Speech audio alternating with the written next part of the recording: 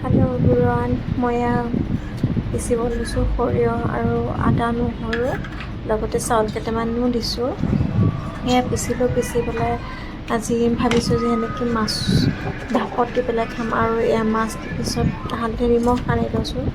সানি পেলাই মছলা পিছা হৈ গ'ল আৰু পিচি পেলাই মই ইয়াৰ লগত ঢালি দিছোঁ। ঢালি দিয়াৰ পিছতে আপোনাৰ ভাপত দিম আৰু মিঠাতেল অলপ দিলোঁ। নাজানো, কিন্তু প্ৰথমবাৰ বনাইছোঁ আজি সেনেকৈ ভাপত দিয়া মাছ। আৰু খাবলৈ খুব মন গৈ আছিলে, হাজবেণ্ডেও খুৱাইছিলে।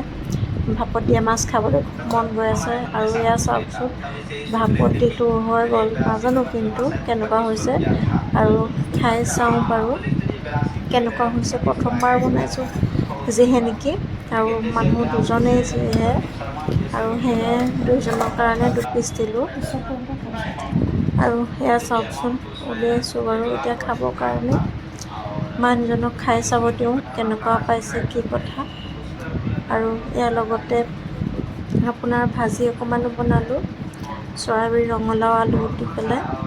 তাৰপিছতে মাছ ভাপত দিয়া, আৰু এয়া মানুহজনক খাব দিছোঁ এতিয়া। কেনেকুৱা লাগিছে নাজানো, খাই পেলাই ক'ম বুলি কৈছে।